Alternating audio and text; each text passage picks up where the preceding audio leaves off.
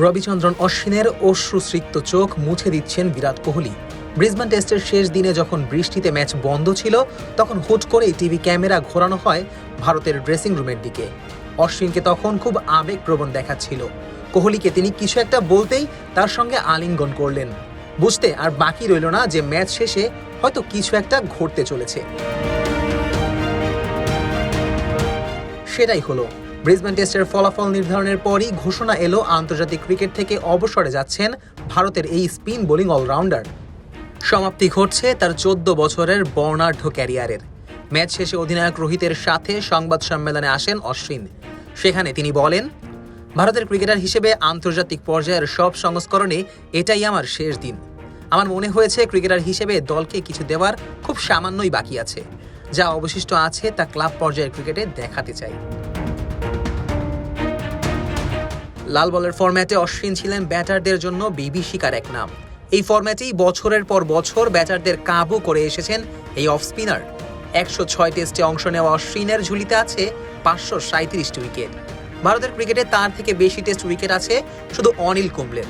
পুরো ক্রিকেট ইতিহাস চিন্তা করলে অশ্বিনের অবস্থান আছে 7মে। 106 ম্যাচে অশ্বিন ফাইফার তুলেছেন 37 বার, যা কিনা ক্রিকেট ইতিহাসে দ্বিতীয় সর্বোচ্চ। তার সমান 37টি ফাইফার আছে শেন ওয়ার্নেরও। আর 67টি ফাইফার নিয়ে সবার উপরে আছেন মুতিয়া মুরালীধরন। তবে সবচেয়ে বেশিবার সিরিজ সেরা হবার দৌড়ে মুরালির সাথে শীর্ষেই আছেন অশ্বিন। বল হাতেই মূলত পরিচিতি পাওয়া অশ্বিন ব্যাট হাতেও ছিলেন অদম্য। সাদা জার্সিতে তার রান 3500-এরও বেশি। 14টি হাফ সেঞ্চুরির সাথে আছে 6টি সেঞ্চুরিও। এমনকি এক টেস্টে ফাইফারের সাথে সেঞ্চুরির ঘটনাও ঘটিয়েছেন 4 বার। সবসময় দেশের জন্য নিবেদিত এই প্রাণ ভারতের ক্রিকেটের সাক্ষী হয়েছে নানা ইতিহাসের। তার কাছে দলের আগে কখনোই অন্য কিছু বাধা হয়ে দাঁড়াতে পারেনি। 2015 সালে চেন্নাইয়ের বন্যায় যখন তার পরিবারের খোঁজ পর্যন্ত ছিল না, তখন দক্ষিণ আফ্রিকার বিপক্ষে ব্যাট হাতে ঢাল হয়ে দাঁড়ানো অশ্বিন হাঁকিয়েছেন 50। এই অজি মাটিতেই 2021 সালে চতুর্থ ইনিংসে ইতিহাস গড়ে ম্যাচ বাঁচিয়েছেন অশ্বিন।